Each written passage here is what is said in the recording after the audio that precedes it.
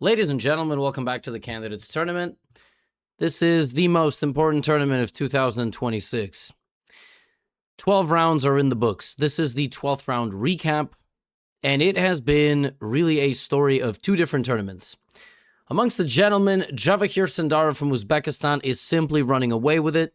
He is, practically speaking, already the champion. Only an unprecedented comeback and collapse would be able to bring back his runaway first place goal. And that is from Giri. We're going to get into that in this recap. And amongst the women, it is completely wide open. And this round also was totally nuts. So as we crown a winner amongst the gentlemen, the women, it's going to come down to the wire. It might even go to a tiebreak. So without further ado, let's get into the games. This is round 12, as I said. And in round 12, Javakhir versus Hikaru, right, is the matchup. Now, my prediction before the game was that Hikaru might go all out. He might try to stop the candidate, or Sundarov will beat him and win the candidates right here. Kind of insane that Sundarov beat Hikaru and Fabi and like all the other legends of chess in the last 15 years in the first go-round. Hikaru once again plays pawn to h6. He plays this same line that he has been playing the entire candidates tournament. It just stops white from playing bishop g5. We've seen people play pawn takes and bishop f4 against Hikaru almost exclusively. Javakhir obviously was expecting this, plays g3. Hikaru puts the bishop here. They both castle, and Hikaru grabs the pawn on c4. And now white has several ways to win the pawn back. Actually, this game will remind you of the game Fabiano-Sundarov, where after the knight went to e5, the knight went to c6, and after takes, the queen moved, and then there was this trade. And it's almost the exact same position, only in that line, black never played the move h6, and white is tempo behind. And in that line, I think the knight stayed back here, so this is the extra move. And you might remember Fabiano went bishop to e3, and that is how the game progressed. So it's basically the same position, but these two moves are on the board. Sundarov plays queen a4, a5, queen c4, and kind of funny, he just offers this trade of queens, because the way you keep the game going if you want is queen c6, and the way you completely trade off any chance to lose this game is queen c5.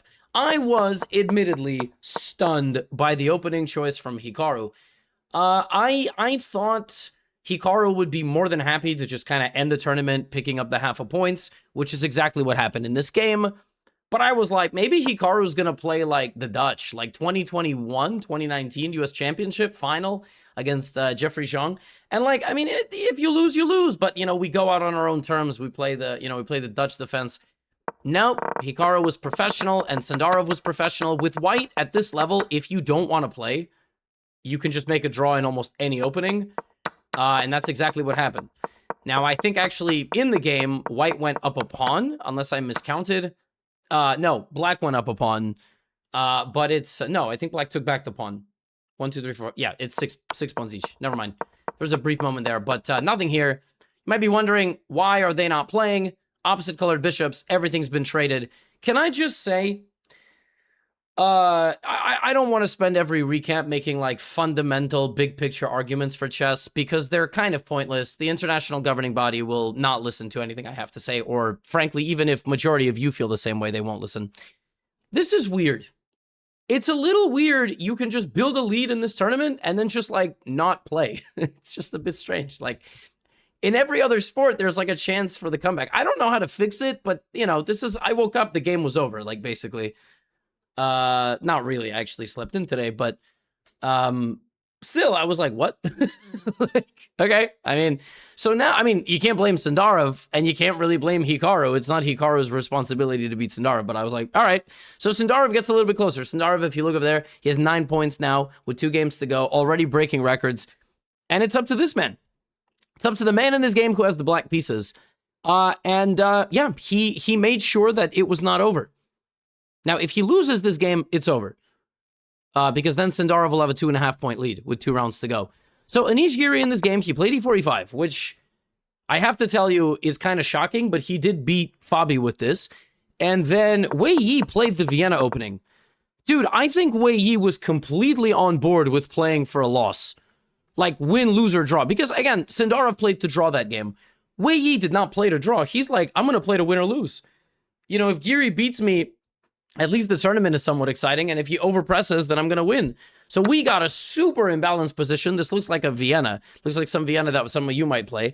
And then Giri attacked the center with c6.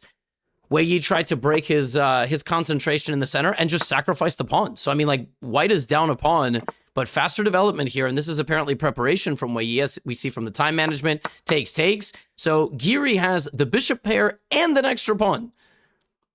Wow, very generous of Wei Yi, who then plays knight g3. And, I mean, it's quite clear, like, he's going to bring all his pieces. And, I mean, he's just going for mate. Black is going to have to deal with the wrath of all these different pieces, potentially. Very scary position. Anish goes knight to a6, clearly thinking on his own here. Queen e2 from Wei Yi, which is the best move, attacking the pawn. Knight back to c7. He gives up the pawn on c4, not interested in protecting it, interested in planting his knight in the middle of the board. This is the exact type of game you need if you want to make a last-second push to win the candidates tournament. a5 from Giri, taking space on the queen side, and then he chops down this knight, so he no longer has the bishop pair, but still very imbalanced game. g6 kicks the rook out. The rook drops back. Giri is happily advancing all of the pawns. The knight also has to go back. It could also go to c5. That is exactly where Wei Yi puts it. And Giri, b5. I mean, this is not the Anish Giri school of chess, like a5, g6, f5, b5. This is the Sundarov school of chess, if anything. Now, you could argue the Giri school of chess is making all the best moves in the position, which he is doing. And he trades down here, gets the knight versus bishop, so all endgames now will be dynamic. The pawn structure is a mess. Total imbalance. That's going to be dynamic. Massive dynamic chances in this position. So a4. Black has every pawn on a light square, which means white's bishop is either going to be the best piece in the world or the worst, because it's not going to have a target, but maybe it can infiltrate on some squares. Wei Yi plays c4, takes. Rook e8 from Anish Giri, who's doing a very good job with his time management and is going to put pressure in the endgame. Queen f6, rook d1, g5 traps the bishop. So Wei Yi here, he played rook d1 with the idea to sacrifice his rook on d5, and that is exactly what he does. Takes. He gets a knight and a pawn. The queen has to drop back, and now you go queen d2. And practically speaking here, the position is still very winnable and losable for both sides. But objectively, according to the computer, it's roughly equal, which is shocking. It has to do with the fact that despite the rook versus bishop, if all the pawns get traded, it'll be like the same pawns on the same side, and that's very tough to win. And also, if you don't trade all the pieces, like the queen, well, I mean, your king is extremely weak. So f4. And now Wei Yi blunders. This very natural pawn push apparently is a mistake. He needed to centralize his queen, put pressure over here, immobilize that queen, because there would always be mate. He goes here, and Anish Giri has his biggest advantage of the game. He needs to go queen a7 check, and he needs to play queen to e3. Queen e3 does multiple things. It threatens to trade the queen and promote the pawn. It also threatens back rank mate. So if you go queen d5 check, king h8, there is always a mate here. Now, with white, maybe you think bishop g7 is a draw by repetition. Bishop g7 takes queen g5, and then the king gets chased around. Apparently, it's not a checkmate. Not a checkmate. Perpetual check. Not checkmate. Perpetual check. Draw. Apparently, it's not. Apparently, there is a way to escape these checks. King f6, queen d6, king f5, queen d7. If queen back to e6, like queen h7, maybe Giri saw that and thought it was a draw. Maybe he thought something else after queen to e3. Queen e3 is the winning move, apparently. Queen e3, and Anish Giri wins this game now. He goes here. Now, this is what happened in the candidates, the famous candidates where Anish Giri made 14 draws. He didn't just show up and make 14 draws the way Sundarov drew Hikaru today. He made 14 draws where he was winning and losing and battling in every game. Apparently, queen e3 is the winning move. I'm not sure I would have played that. But he goes queen c5, and now the advantage is back, but to equal. But it's still so complicated. Wei Yi trying to give the pawn away that Anish is not even taking because he has to guard the middle against the white queen. h3, make sure there's no back rank mate. Now he picks up the pawn. And we begin a crazy roller coaster ride because these boys, first of all, have to make move 40 or they're going to lose on time. F3 is an amazing move, ripping open the king's position. Queen c4, king g1, and he takes the pawn on a2, which is apparently bad, but okay, I mean, totally natural. And the boys make it to the 40th move. They make it to the 40th move. This is the endgame. Buckle up. This game is going to go on forever. Anish Giri has to win because if he wins, he's going to be 1.5 points away from Sundarov, and this matters because they play in the next round. So Giri would have a 1.5 point disadvantage. If he beats Sundarov in the 13th round, he will have a 0.5 point disadvantage. That's actually feasible. You could win 3 games in a row to end the candidates. I mean, it can happen. Rook d8 from Anish. And Queen e2 is a mistake, apparently. I mean, everything in this endgame is mysterious. You know, with black, what you're trying to do is you might trade the queen, but you have to understand that, like, again, it's very dangerous to trade the queen. It could just end up being a draw very fast. You also could infiltrate with your queen and find a way to pick these pawns up because the king is so weak. So queen c6, h5 from Wei Yi. King f7 is apparently a mistake. You had to play rook d5 here. Not the most important. I'm going to kind of navigate you through this. This is where Anish threatens the correct queen trade because he's looking to win that h-pawn. So it's not accepted. And now he loses this pawn. Queen c4, king f8. And Wei Yi just checks him from a distance, okay? So he's going to play queen b4 check, queen c4 check, queen c8 check, rook f8, queen c4 check, queen f7. And now Wei Yi takes this pawn. And now Anish Giri is probably drawing, but it's still very close. It's still very dangerous. Check. Here, h6. And this is the wrong check. Queen to b3. That is the wrong check. And this is the wrong way to defend your position. Because after rook to g8 and queen b7, you are losing. You are losing this position. I can give you a check. And I can give you a check. And now the winning plan for black is the move h5. To use this pawn and use this pin. h5 threatens h4. h5 is a relatively straightforward move. Now, black here would play queen d8. But the reason... White would play queen d8. But the reason why that is so important is because now when you give this check and king h3, I can come here, I think. And if queen h4, there's queen e6 check. And when the king goes to this rank, like g2, I take your f-pawn. And that is how I win. And even this, you still have to win. Even this is not an automatic win. So Anish needed to play h5, reposition his queen, because the queen would need to go there and defend against the push. It would no longer defend the bishop, and the queen would make it to h4, and that would be good enough to win this pawn. Otherwise, you cannot win that pawn. So this is Anish Giri's chance. He has to find the move h5. He can also play this, and after king h3, queen d1 is not the move. He can give a check and try to repeat the position, but he has to play h5. But he goes here. And now he's not winning. And now he's going to keep giving checks. He's going to keep looking for an opportunity. I think right here, he needed to, in this position, he needed to bring the queen back to e7 and then play rook f7. This was his final remaining chance to ask some questions. But he put the queen here, and Wei Yi got a fortress. And now you cannot do anything. You can give a check. I'm going to block. You can't get to either of my pawns. My queen is defending literally every piece. Not the king, but every piece. This is apparently a fortress draw. White just holds this position. Nothing black can do. If you go to win my pawn, I can actually just give it away. Because whichever you take with, you open yourself up to a check. If queen b5, queen e4, it's just going to be a perpetual check. Your king is too open here with black.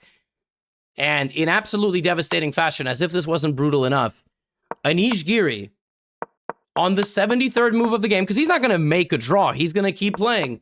On the 73rd move of the game, on the 74th move of the game, and then on the 77th, accidentally repeated the position 3 times. And in chess, you can make the same position 3 times in a row, or you can simply make the same position 3 times.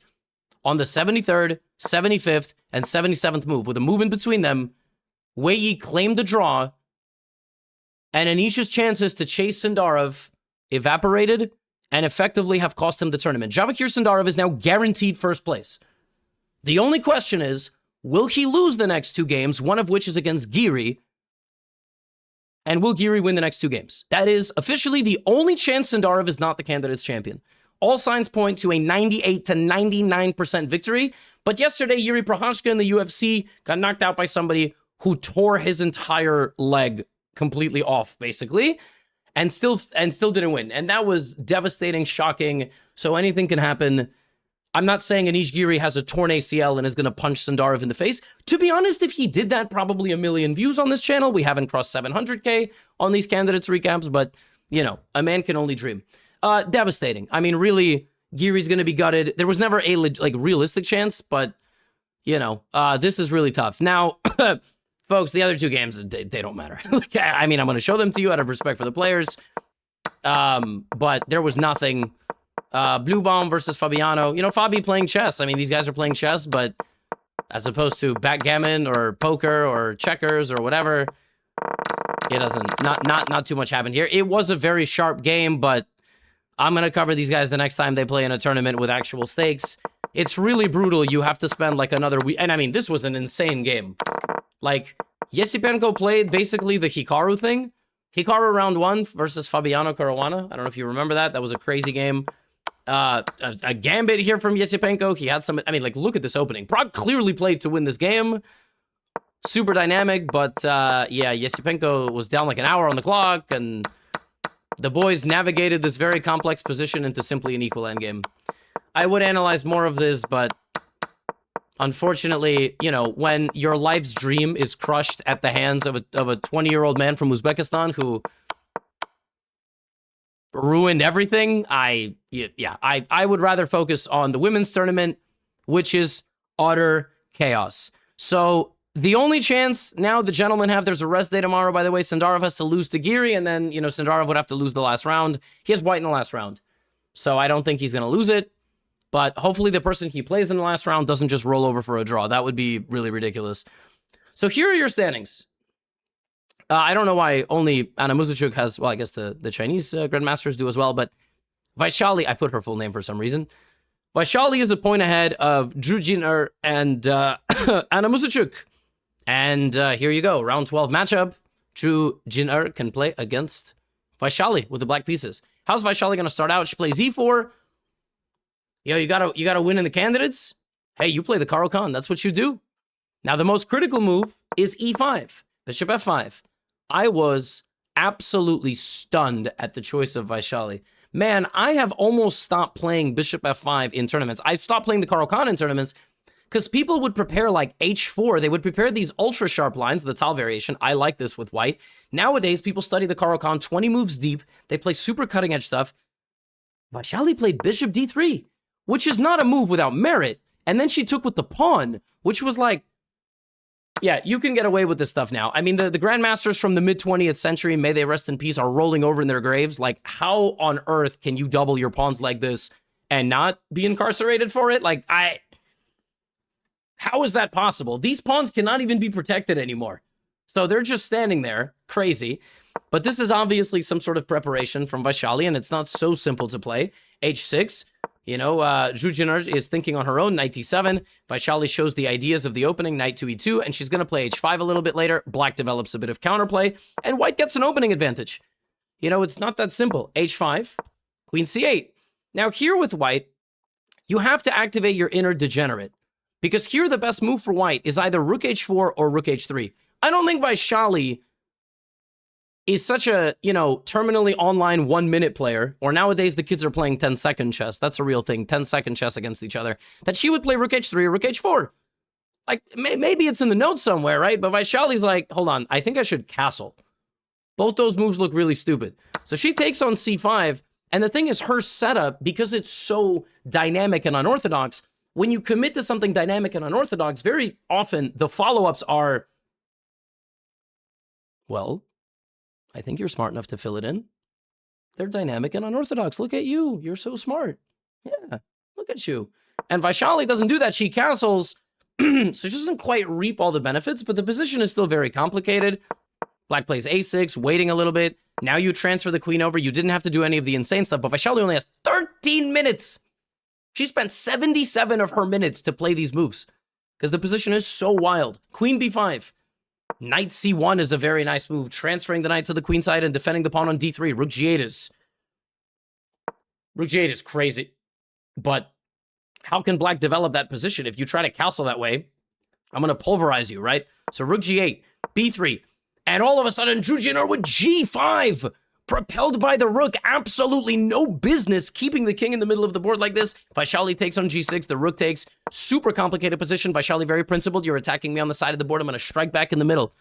Bishop e7. They're both preparing stuff in the center. c4 makes a break on this side of the board. This apparently is a wrong trade because it activates that square for black, who can now put a knight there. Instead of that, apparently you need to go knight h4. inviting this trade, trying to remove some of those key pieces from the position, or the insane move queen h2, which tries to replace the queen with a knight and attack the rook and take this pawn. Queen h2 is a very nice move. She goes here, though, and now black begins taking over the game. First, we have knight to b4. Then we have queen to c6, unpinning herself. Then we have rook b5, stabilizing the rook so it's defended by the pawn and the queen. Then white desperately tries to sacrifice a little bit of material here because the knight is going to go and she at least gets the d4 square for her pieces. So the knight takes attacking the queen moves, the queen goes back, bishop d4 trying to stabilize the position, but she only has 2 minutes on the clock, and now h5. White has too much to think about, the queenside infiltration. By the way, there's a runaway c-pawn in the position, the h-pawn is maybe moving. King to h1, rook comes in, it's not even the h-pawn moving, it's protecting the rook so it goes to g4. All of a sudden the queen goes to the opposite side of the board threatening the pawn, but h4 is there. Now you go queen h5 attacking the rook, which drops all the way back. You're going to give this check, but black is very well protected. White has 35 seconds to make 7 moves or she's going to lose this game. She goes a4. The rook goes to b3. Black is keeping the tension masterfully. What you should do when an opponent has low time is you should make them make a lot of decisions. White has too many decisions to make. How do you defend yourself here? You're trying to clear the tension. Rook b3, cb3. Now you play knight c1 focusing on the pawn. That was wrong. h3. This is not a move that was on Vaishali's radar. I mean, knight c1, h3 is not a move you were thinking about, and now you have all sorts of problems. If you take with a pawn, that knight on f3 is really, really weak. Vaishali has 36 seconds. She goes knight b3, rolls the dice, but the pawn is in. g1 queen on the board. Incredible move, because when you take discovered attack on a square, the rook is hanging, queen is here. Here, Vaishali still had things more or less under control, but it's completely insane that a queen can hit a king through 3 pieces. And this move wins, because if you take with a queen, knight f4, and everything falls apart. And your leader, Vaishali, has been stopped by Zhu Jiner, who ties her for first place with 2 rounds to go. Holy moly. Holy moly. I might just start all the candidates recaps with the women's games at this point, because they're putting on a show. They are putting on a show, and Sundarov is showing up playing all this prep, and he's just going to win the tournament with a week to spare. So that's completely insane. Now, more games. So in this matchup, we have Asabayeva, who is 5.5 out of 11. Bibisara, well, more known, I think, by first name. 5.5 out of 11, and Lagno. So 5.5 out of 11, while somebody might have 7. One of you is going to have to go down, and Lagno's games have been super chaotic, super dramatic. e4, e5 is not a boring opening, particularly in a sharp line like this. Castles, a3, white is going to try to generate some attack against the experienced grandmaster from Russia. Knight e5 is a nice move. White has a nice advantage. Bishop pair. I'm looking at f4, f5. I mean, it looks like a dream position, especially for blitz. For the candidates, maybe not, because you have to be really precise here. And Bibisara, as you are going to see, committed to the attack.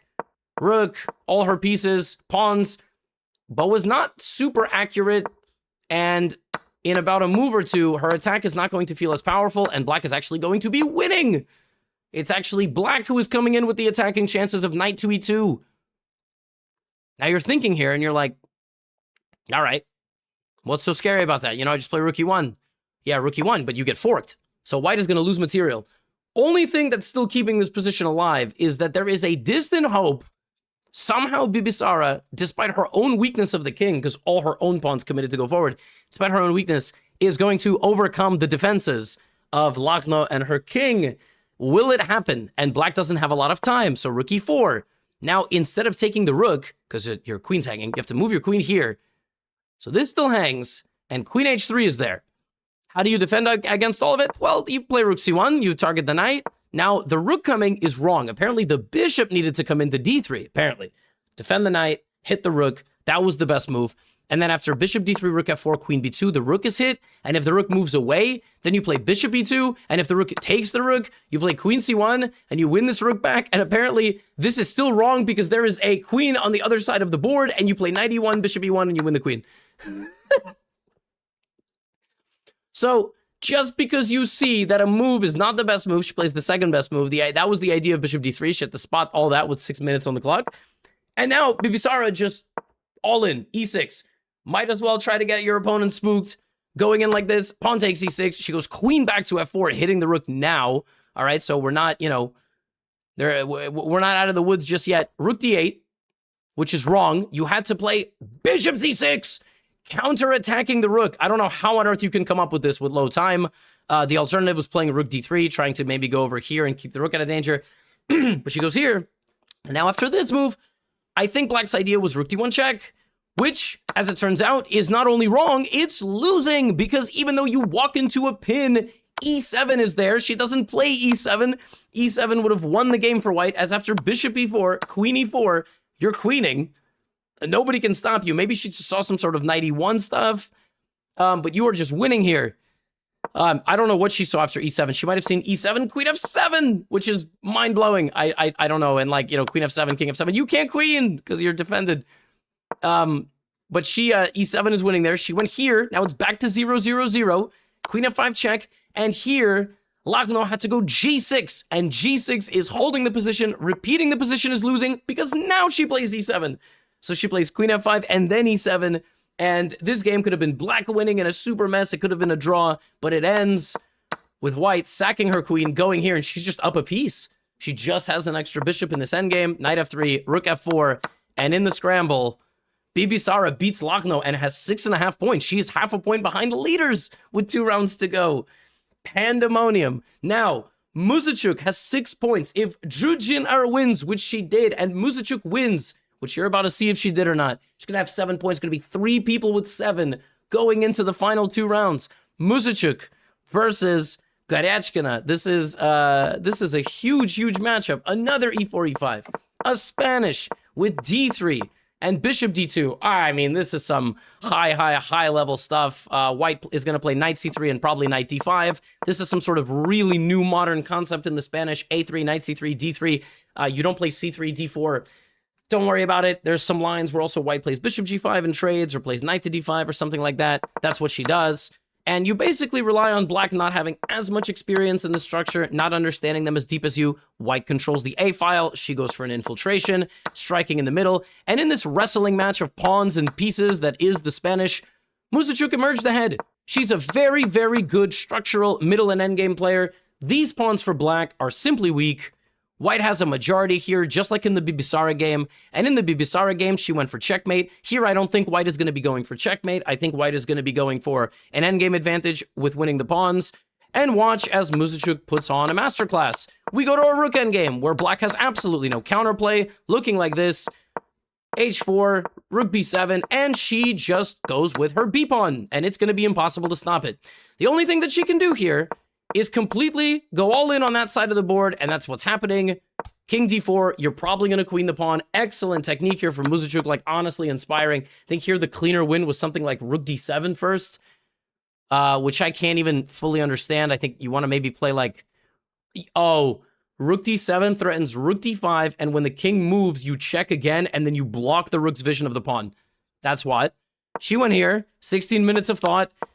Anyway, it doesn't really matter. She gets this endgame. Now, a rook versus a king is winning, in case you didn't know. A rook versus a king and a pawn is more than not winning, but you need the king to come stop it. Because a rook cannot stop a king and a pawn on its own. Like, especially if they're together, it just can't. Because it either has to look at the pawn or the king. It can't do both. Now, there's some very rare cases you can kind of stand and cut them off and so on, but now imagine that black is going to have multiple pawns here. She has 3 of them. Now with white here, you win this game by running your king as close as possible. So that's what she's doing. King h4, king e4, and now king g3 is the best technique because it shoulders the white king away. The white king can now not get close, and you're going to try to promote. Now here with white, you can play rook a8. If you start with rook h8, that actually literally blunders the game on the spot. How insane is that? Because f5, and then king f3. And this is a draw. I told you, a king and a pawn running this way, a rook cannot stop them. The king needs to come help. It's not that easy. It's not that easy. Rook a8, h5. She plays the only winning move, and now she's going to bring her king closer. Now I thought it's over. She gives this check. She goes here. She repeats the position once and finds the best move, which is rook a5. This is now winning. It's winning because black can't make any progress with the pawns. When black tries to make progress, you take one of them. Now black cannot go here because this is mate. So black plays the only other reasonable move, right? Which is maybe h4, but h4 is not even reasonable because if h4, you just play here. You'll stop the pawn. So you got to go here. You're chucking this pawn to get the king there and do this. So now, obviously, the only winning move is to bring the rook all the way back around. And now h4. And now white has only one winning move. White has only one winning move. And that winning move she has to find in 1 minute and 29 seconds. And that move is king g4, which is not the hardest move to find, but the harder move to find is after king h2. Because here with white, you don't take the pawn, you go here. Because now you will take with check, and black will have to block their own pawn, and then you win. This check here is still a draw after this. So you do all of that, and then you move the rook somewhere, like to f6, king h1, you give this check, and this is the only way Anna Muzychuk can get to 7 points. She needs to find king g4, followed by rook h5, followed by that entire sequence where you get to the pawn by wasting time and going all the way back around. She thinks for 1 minute and 21 seconds of her time and blunders the game into a draw. Because black now gets the last pawn to the finish line. Absolutely devastating half a point, mattering way more in this field than the Anish Giri game, but the game is a draw. That is brutal because Anna Muzychuk has left like 1.5 points on the table realistically. She could be winning this tournament by a pretty big margin, but now she only has 6.5. Absolutely insane. This last game affects the standings a little bit less, but still, a bit of a punch in the gut. Divya Deshmukh chose a King's Indian setup against Tan Zhongyi. I said in yesterday's recap, Tan Zhongyi is having a bad tournament, but she can still play the role of spoiler, and she is still extremely strong. And the problem is when players need to play for a win, like Divya is doing in this game, playing this barrage of pawns, when you play for a win in chess, you play for a loss. It's almost impossible to play for a win without any risk. And that happened in this game because Divya tried to take a lot of risks. She did not want this position to be stable for a very long time. She kept trying to improve. She kept trying to crack the position. It's equal. I mean, it's just a defensive fortress. There's really no way through. And then she went for it. And Tan Zhongyi moved her king to the opposite side of the board and, like, infiltrated. And, yeah, white's position is very close to completely falling apart here. She's trying to sacrifice rook there. It's probably still maybe equal, but this little clash here, g6, black rips open the position. The white king is there, and the white king's not just there. It's over. Queen h2. Tan Zhongyi with 2 wins in a row, making a late push. She has 5. She's 2 points behind. Probably not going to win the tournament, but she just took Divya's chances with her. Yeah, absolutely brutal for Divya, who loses 3 out of her last 4 games. After being tied for first, after beating Anna Muzychuk, I'm pretty sure. But then she lost to Vaishali, lost to Goryachkina, and now she has lost to Tan Zhongyi. So, very, very tough end to the event for her. Here are your standings, 7-7, 6.5, 6.5. Tomorrow, a 6.5 plays a 6.5, so that's incredible. Muzychuk up here will be playing... we'll be playing against Bibisara, and then it's Jiner versus Goryachkina. Goryachkina gonna try to also vault herself with 2 final wins, but it's very unlikely. It's looking like a 4-horse race. I doubt a 5.5 can win. Yeah, half a point separates the top 4. And for the gentleman, yeah, Anish Giri has to win 2 games, and Sundarov has to lose 2 games. That's where we stand, folks. That's the candidates. And I will see you all on the 14th of April because the 13th of April is a rest day. Get out of here.